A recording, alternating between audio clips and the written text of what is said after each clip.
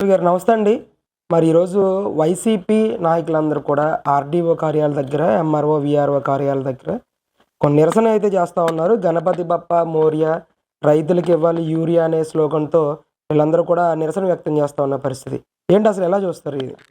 ముందుగా గణపయ్యని లాగారు కాబట్టి వాళ్ళకొక కౌంటర్ ఏం జేయాలంటే నిజంగానే గణపతి బప్ప మోరియా పెట్టాలి పెట్టాలి చికెన్ బిర్యానీ అని చెప్పేసి కొత్త రకం స్లోగన్ అంటే వినాయక మండపాల దగ్గర చికెన్ బిర్యానీలు పెట్టి హిందూ మతాన్ని అవమానకరంగా చేసేటట్టు చేసిన మీ మొండితోక జగన్మోహన్ రెడ్డి కౌంటర్‌గా ఏంటంటే ఇవాళ ఇయ్యాలి యూరియా అంటున్నారు. యూరియా కొరత అయితే ఎక్కడా లేదు. ప్రజలు మరి ఏదైనా మనకి దొరకని వస్తువు అంటే దాన్ని తీసుకొచ్చి స్టోర్ చేసుకోవాలి. మళ్ళా నెక్స్ట్ మనకి దొరికిద్దో ఏమో లేదని ఈ ఈ దాంతోటి మరి కావాల్సిన దానికంటే ఇంకా ఎక్స్‌ట్రాగా కావాలని చెప్పేసి రెండోసారికి, మూడోసారికనని చెప్పి అట్లా లైన్‌లు క్యూ కడుతున్నారు తప్పితే, అసలైతే మాత్రం యూరియా కొరత అనేది రాష్ట్రంలో లేదు. కేవలంగా ఉంటే గింటే మీ వైసీపీ నాయకులకు మాత్రం ఏమన్నా ఉందేమో తెలీదు గానీ, ఇప్పుడేంటంటే రెండో విడత ఇది వదిలింది. మరి వాళ్ళ నాయకులు కొంతమంది బయటపడుతున్నారు. మరి దానిలో ఏమొస్తాయో ఏంటో అని జెప్పేసి వేలో నుంచి మరి దాన్ని ప్రజల్ని డైవర్ట్ పాలిటిక్స్ చేయాలని చెప్పేసి ఈళ్ళు ఏ రకంగా అయితే డైవర్ట్ చేస్తున్నారో అర్థమవుతుంది. జగన్మోహన్ రెడ్డి. మరి ఎక్కడ కూడా జగన్మోహన్ రెడ్డి రాష్ట్రంలో రైతులు అన్యాయం అయిపోతున్నారని చెప్పేసి గగ్గోలు పెడుతున్నాడే గానీ, తను మాత్రం బెంగుళూరు ప్యాలెస్ నుంచి రాడు. ఇక్కడ కొంతమంది చిల్లర బ్యాచ్‌ని తయారు చేసి మీరిట్లా అల్లర్లు చేయండి.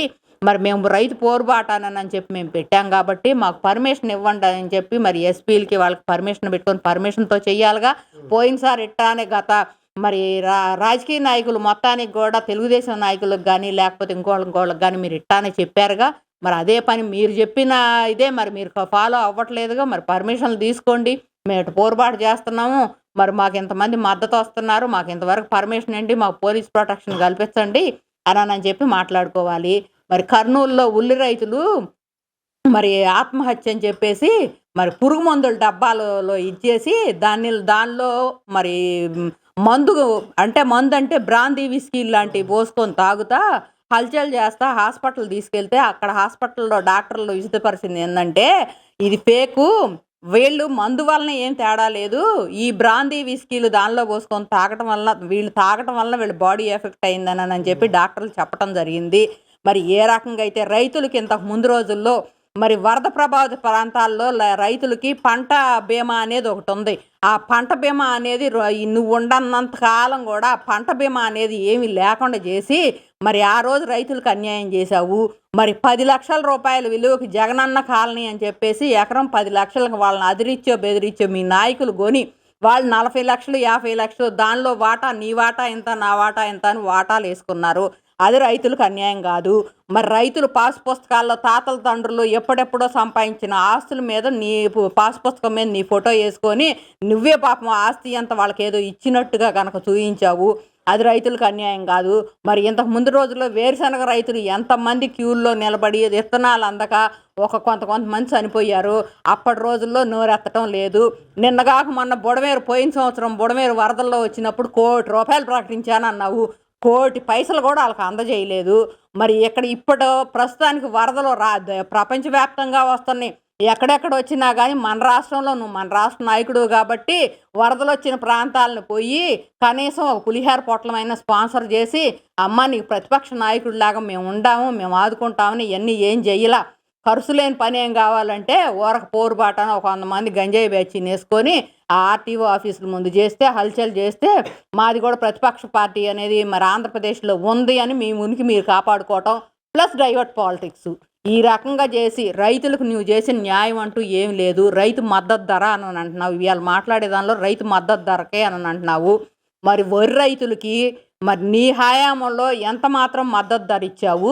మరి వరదల్లో తడిసిపోయిన ధాన్యాన్ని ఎంత మాత్రం కొని మరి లేకపోతే ధాన్యం డబ్బులు ఎన్ని నెలలకి ఇచ్చావు? ఇయన్నీ పేపర్ స్టేట్మెంట్లు తీసుకొని మరి ఇక్కడ ఏదైనా ఎక్కడన్నా కూర్చొని మేము ఇట్లా చేసాం అని ఒక వైట్ పేపర్ అనేది తీసుకొనొస్తే దాన్ని బట్టి మాట్లాడటానికి ప్రజలు సిద్ధంగా ఉండారు. ఎక్కడ చూసినా ఫేక్ ప్రచారం, ఎక్కడ చూసినా ఇది.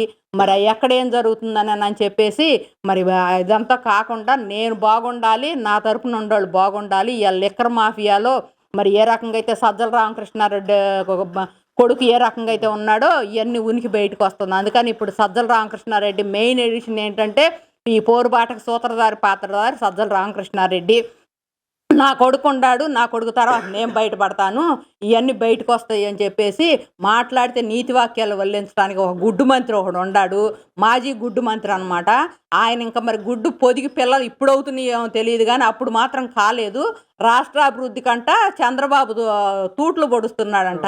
ఏ రకంగా రాష్ట్రాభివృద్ధి తూట్లు పొడుస్తున్నాడో మరి ఏ రకంగా రాయలసీమకి నీళ్లు తీసుకెళ్ళి మీరుండగా రాయలసీమకి ఏ రకమైన ఫేకు గేట్లు పెట్టి ఎట్ట తీసుకెళ్లారో, మరి ఇవాళ రాయలసీమకి నీళ్ళు ఎట్ట నడిపాడో ఇవన్నీ ప్రజలు చూస్తూనే ఉండారు, చేస్తూనే ఉండారు. ఎవరు చేతల ముఖ్యమంత్రి ఎవరు మరి దోసుకోవటం నువ్వే చెప్పావు. ల్యాండు శాండు వైను ఇవన్నీ మాఫియాలు అని అన్నావు. ఇవాళ ప్రతి ఒక్క దానిలో మరి అంబటి రాంబాబు వచ్చేసరికి సత్తెనపల్లిలో ఏ విధంగా అయితే జగనన్న కాలనీకి 10 లక్షలు కొని ఏ రకంగా చేశాడో ఆయన బురద బయటపడుతుంది. ఒక్కొక్కళ్ళు ఎంతమంది మీద బురద ఉంటే ఆ బురద మా మీద చిందిద్ది. ఆ బురద అనేది ఇది కాకుండా ఉండాలి, మేము మరి కమలం లాగా బురదలో వికసించే కమలం లాగా అని చెప్పి ఉండాలని చెప్పి మీరు అనుకుంటున్నారు. ఆ బురద మొత్తం మీదే అనమాట. ఇవాళ మరి ఎన్డీఏ కూటమిలో మరి బీజేపీ పార్టీ అనేది ఒకటి ఉంది. ఆ బీజేపీ పార్టీని కూడా ఇప్పుడు యూరియా కొరత వచ్చేసరికి దేశవ్యాప్తంగా ఉంది. ఆ యూరియా కొరత దేశవ్యాప్తంగా ఉన్నప్పుడు కూటమిలో కూడా మరి బీజేపీ ఉంది. మరి ఆ బీజేపీ వాళ్ళని ఎందుకు క్వశ్చనించట్లా? ఆ బీజేపీ వాళ్ళకి ఇవాళ నువ్వు ఓట్లేసి ఎంపీ ఓట్లేసి నువ్వు ఎందుకు మద్దతు తెలుపుతున్నావు?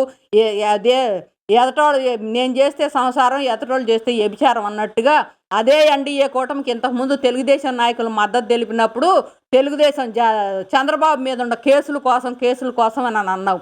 మరి ఇవాళ నువ్వు కూడా ఆ కేసుల కోసం అక్కడ సాగిల పడుతున్నావు అని చెప్పి కాంగ్రెస్ వాళ్ళు ట్వీట్లు చేస్తూనే ఉంటారు. నువ్వు చేసిన పని ఏందో తెలుస్తుంది. నన్ను అడిగితే ఆంధ్ర రాష్ట్రాన్ని 20 సంవత్సరాలు వెనకబోయేటట్టు చేసావు గత 5 సంవత్సరాలు నీ పాలనలో. ప్రస్తుతానికి ఆ పాలనని లేకపోతే ఆంధ్రప్రదేశ్లో ఉండ ఎన్నిటిని కూడా గాడిలో పెడతానికి అహర్నిశలు శ్రమిస్తున్నాడని చెప్పి ప్రజలందరూ 90% నమ్ముతున్నారు. ఆ 10% వాళ్ళని నువ్వు ఎట్లా చేయాలని చూస్తే అట్లా మాట్లాడతారు. కాకపోతే చేతల ముఖ్యమంత్రి ఎవరు, పనిచేసే మాటల ముఖ్యమంత్రి ఎవరో, చేతల ముఖ్యమంత్రి ఎవరో తెలుస్తుంది. మరి లోకేష్ని పప్పు అన్నావు. ఆ పప్పు పోయి ఇవాళ ఇతర రాష్ట్రాల్లో కూడా క్యాంపెయిన్ చేసే పరిస్థితికి వచ్చాడు. మరి ఇవాళ ఎంపీ ఎలక్షన్లకి అక్కడ దగ్గరుండి ఏ రకంగా అయితే చేయాలని చూస్తున్నాడు. మరి మోడీ గారు ప్రతిసారి నువ్వేం మోడీ గారికి అపాయింట్మెంట్ కావాలంటే నువ్వు సాగిల పడాలన్నమాట. నాకు అప్పుడు అపాయింట్మెంట్ ఇస్తారా, ఇప్పుడు అపాయింట్మెంట్ ఇస్తారని.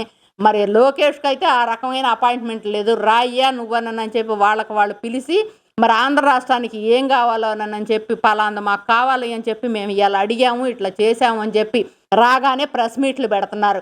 ఇవాళ దేశంలో 3 ఎంపీలని ఇన్ఛార్జీలుగా పెడితే ఎంపీ ఎలక్షన్కి ఆ ఇన్ఛార్జి వాటిలో రామ్మోహన్ నాయుడు యువకుడు ఉత్సాహవంతుడు అని చెప్పేసి నేను రాష్ట్రాన్ని ఏళ్తానని చెప్పేసి నువ్వు ఎట్టయితే వచ్చావో నువ్వేం చెయ్యలేవు, నీకోసం అక్కడ తాకట్టు పెట్టి వచ్చావు ఆంధ్ర రాష్ట్ర అభివృద్ధిని అని చెప్పారు. కాకుండా ఇవాళ కేంద్ర మంత్రి అయ్యి తక్కువ వయసులో కేంద్ర మంత్రి అయ్యి ఆ కేంద్ర మంత్రి ఇవాళ అక్కడ కేంద్రంలో చక్రం తిప్పుతున్నాడు.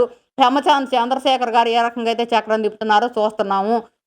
ఇప్పుడు ఆంధ్రప్రదేశ్ అభివృద్ధి పదంలోకి ముందుకెళ్తుంది. దీన్ని ఎట్ట భ్రష్టు పట్టించాలి అని చెప్పేసి వైసీపీ పార్టీ అనేది అంతమైపోబోతుంది. ఆ అంతంలో కూడా మాకు ఏదైనా అది దింపుడు కళ్ళం ఆశ అంటారు చూడు, ఆ దింపుడు కళ్ళం ఆశ కోసం అని చూస్తున్నామని చెప్పి మీరు అనుకుంటున్నారు. కానీ ఆ దింపుడు కళ్ళం ఆశ కూడా మీకు లేకుండా చేయడానికి ప్రజలు సిద్ధంగా ఉండారు.